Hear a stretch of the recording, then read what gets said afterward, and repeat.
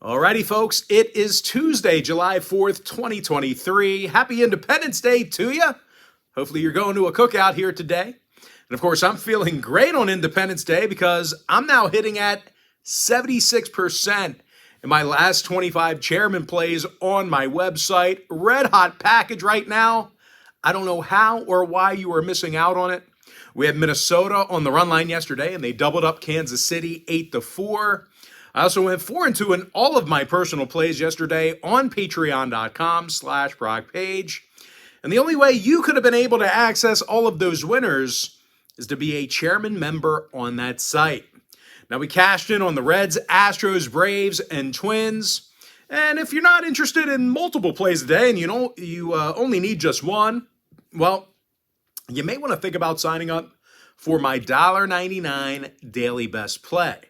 Now, my daily best play gives you access to one of my personal plays every single day for the next 30 days. Guys, I'm so excited. I can't even blurt it out. That's how I'm excited about what we're doing on my website right now. And guys, that $1.99 daily best play, it's only going to cost you just $1.99. All right, folks, shout out time. These are shout outs from my YouTube comment section. Shout out to Get a King, who said, love the work. Shout out to B305, who said, nice work, bro. And finally, shout out to Darren Smith, who says, bro, please step your game up. And with that, folks, let's go ahead and dive into our July 4th slate. It's our early games. Part 1 video. Be on the lookout for Part 2 in the next couple of hours or so. But let's go ahead and start off with our early game. Reds, Nats, 11:05 a.m. Eastern first pitch. Cincinnati's -1.25 on the road. Totals 9.5. Brett Kennedy making his debut for Cincinnati. Patrick Corbin for Washington. Now, Corbin's just one loss shy of double digits for the season. He's got an ERA close to 5. Now, out of 41 total ball games at Nationals Park thus far, Washington's gotten the W just 13 times. They're a bottom 3 run-producing team on their own ball field. Now, they're facing 28-year-old Brett Kennedy, whose most recent Major League action was back in 2018 with the San Diego Padres. A very small body of work there. He was quite the youngster at the time, but I've got nothing on him since then in the major leagues, so I really don't know a whole lot about him. That said, though, regardless, this Cincy team has been playing some really good baseball as of late. They got the W in 5 out of their last 6. And they scored 33 total runs during that time frame. When it comes to offensive production, the Reds are in the top 5 in the National League in runs per game at the plate. Spencer Steer's the club leader in hits. Jake Fraley's got a team-best 50 RBI. Now, 7 out of Cincy's last 10 outings did get over the posted total. Meanwhile, the Nats went 60% to the over in their last 10 themselves. Give me the Reds -1.25, over 9.5. Next contest, O's, Yankees, 105 East. New York's -120, totals 8.5. Clark Schmidt for New York. Kyle Gibson for Baltimore. Gibby's 8-5 on the year with 74 strikeouts. And even if Gibson struggles here today, the O's are a top 10 run-producing team on the road. Austin Hayes is in the top 5 in the American League in batting average.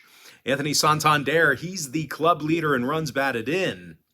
Now they're facing Clark Schmidt on the bump, who's just 3-6 for the Yankees. He's got an ERA in the 4s, along with a 1.42 whip. And even if Clark throws well here today, the Bombers have had all kinds of problems getting base runners at Yankee Stadium. These guys are a bottom 3 hit-producing team on their own diamond. Judge, Allen, and Peraza are all still out for New York. McCann and Mountcastle inactive for Baltimore. 10 out of the O's last 12 divisional road games got over the total. They're also 60% to the over in their last 10 over the past couple of weeks. Give me Baltimore plus $1, over 8.5.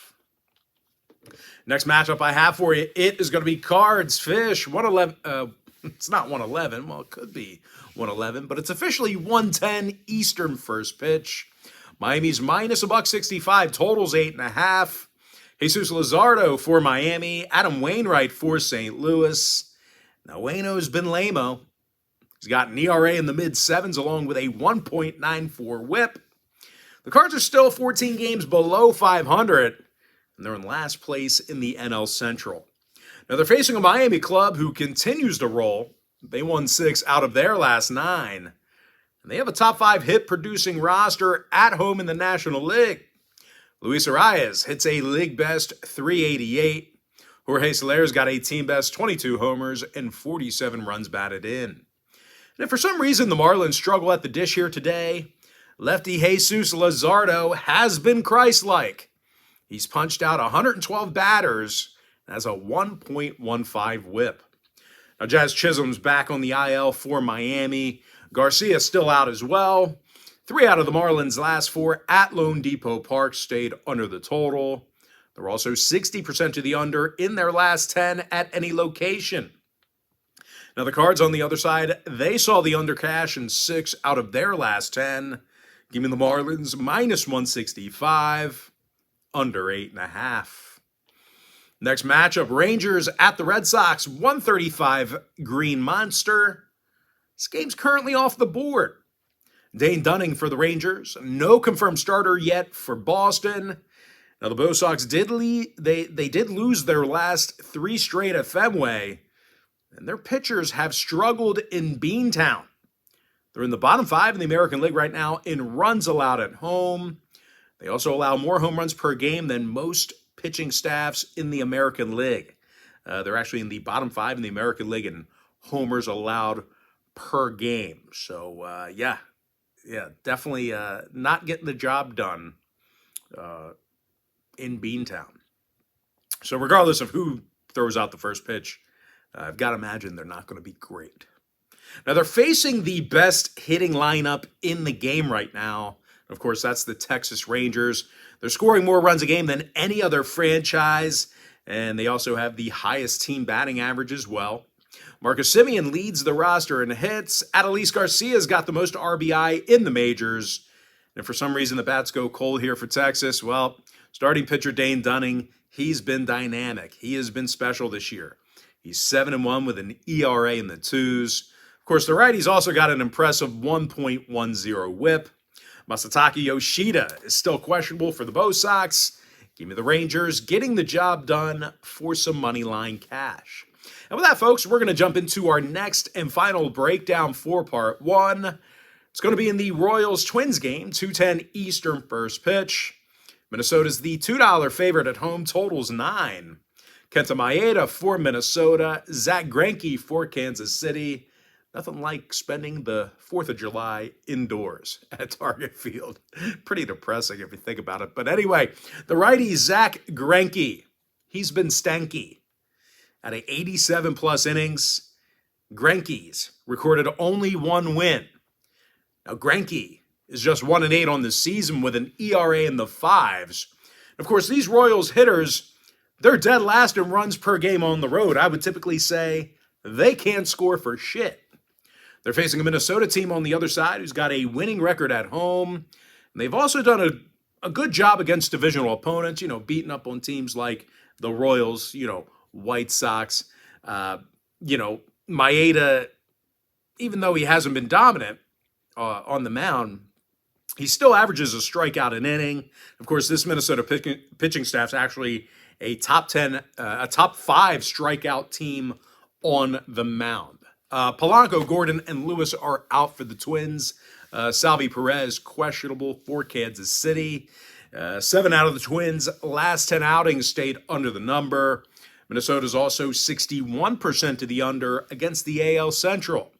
Give me the Minnesota Twins minus 1.5, under 9 runs. And with that, folks, we're going to jump into our quick pick recap for part 1. Give me Cincinnati minus $1.25, over 9.5. Baltimore O's plus $1 over 8.5 runs. Miami Marlins minus 165 under 8.5. Give me the Texas Rangers getting the job done for some money line cash. With my next and final free pick for the video, give me the Minnesota Twins minus 1.5 under 9 runs. Sorry, I'm looking outside and a squirrel is climbing up and down the netting of our trampoline. Interesting. I wonder what he's doing out there. He's like freaking out. Maybe he's got rabies or something. He's really acting weird and erratic. Anyway, folks, that's going to do it for me. Don't forget to check me out on my website. And of course, guys, if you do end up getting a membership here today on patreon.com/Brock Page, just keep in mind you're going to get access to that membership every single day for the next 30 days. And as an added bonus, guys, you're also going to get access to all of my cheaper memberships absolutely free. They're going to be included with your purchase. That's why I normally say that Chairman package, it's a full access, all-inclusive membership. It gives you access to every single personal play of mine, every single package, every single day for the next 30 days. And of course, as an added bonus, guys, you're also going to get access to my Chairman podcast absolutely free. It's going to be included with your purchase. It's a video that I break down every single game that I have my personal action on. But anyway, most importantly, guys, got to thank you for joining me right here on YouTube. Really hope you enjoyed all this great free content, all this great free information. Be on the lookout for part 2 in the next couple of hours or so. Happy Tuesday to you. Happy 4th of July to you. And I look forward to seeing you in part 2 in the next couple of hours.